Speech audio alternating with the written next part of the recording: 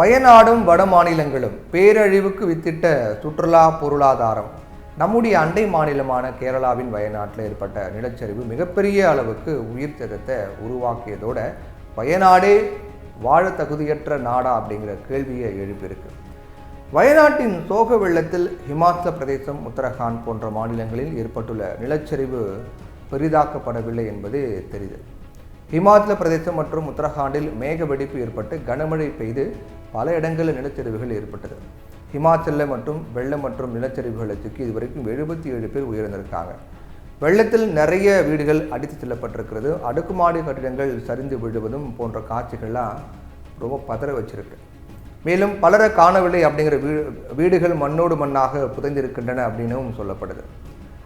அந்த மாநிலத்தில் கடந்த 4 நாட்களாக தொடர் கனமழையால் மண்டி, குழு, கின்னார், லாஹால், பீதி உள்ளிட்ட பெரும்பாலான பகுதிகள் வெள்ளப்பெருக்கு, நிலச்சரிவு அதிகமாக பாதிக்கப்பட்டிருக்கு. இதைத் தொடர்ந்து வாகன போக்குவரத்து சாலையில் இதுவரை 191 சாலைகள் மூடப்பட்டிருக்கிறதா மாநில அவசர நடவடிக்கை மையம் தெரிவித்திருக்காங்க. ஹிமாச்சல சாலை போக்குவரத்து கழகம் கொடுத்த தகவலின்படி மொத்தம் இருக்கக்கூடிய 3612 வழித்தடங்களில் 82 வழித்தடங்களில் பஸ் வசதிகள் நிறுத்தி வைக்கப்பட்டிருக்கு. மாநிலம் முழுக்க 294 மின்சார டிரான்ஸ்ஃபார்மர்களும் 120 நீர் வழங்கும் மையங்களும் பாதிக்கப்பட்டிருக்கு. ஹிமாச்சல பிரதேசத்தின் அண்டை மாநிலமான உத்தரகாண்டிலும் மிக அதிகமாகவே கனமழை பெய்து வருகிறது.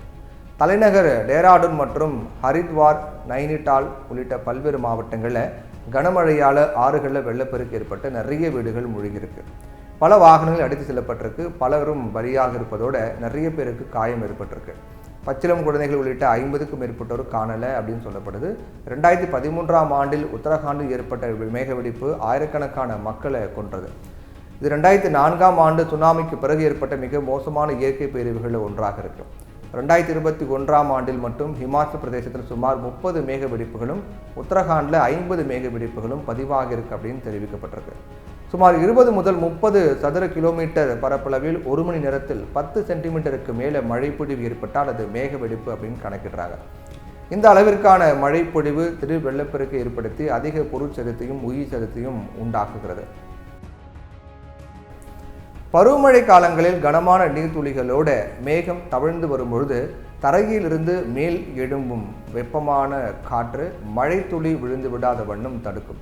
கிட்டத்தட்ட மேகத்தின் வெளியே வந்துவிட்ட நீரை மீண்டும் மேகத்திற்கு உள்ளே இழுத்து வெப்பக்காற்று அனுப்பும். இவ்வாறு நீர்த்துளிகளை மேகத்திற்கு அனுப்பும் வெப்பக்காற்று கனமான நீர்த்துளிகளை உருவாக்கும். இதனால ஒரே நேரத்தில் மொத்தமாக மிக கனமழை கொட்டி தீர்த்துவிடும். இதுதான் மேக வெடிப்பு அப்படிங்கிறாங்க. காலநிலை மாற்றத்தால் தான் இந்த மாதிரியான கொடூரங்கள் நிகழ்கின்றன அப்படின்னு உலக சுற்றுச்சூழல்கள் அடிக்கடி சொல்லிட்டு வராங்க.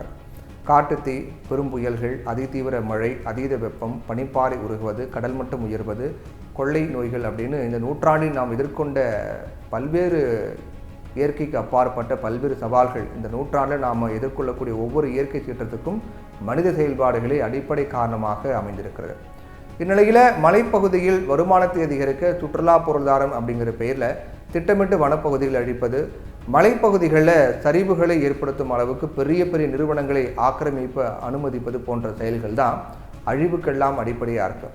இல்லை வடக்கு தெற்கு அப்படின்னு பாரபட்சம் கிடையாது என்பது தான் வயநாட்டிலும் ஹிமாச்சல், உத்தரகாண்ட் போன்ற வட மாநிலங்களிலையும் நடைபெற்றக்கூடிய நிலச்சரிவுகள் எடுத்துக்காட்டுது.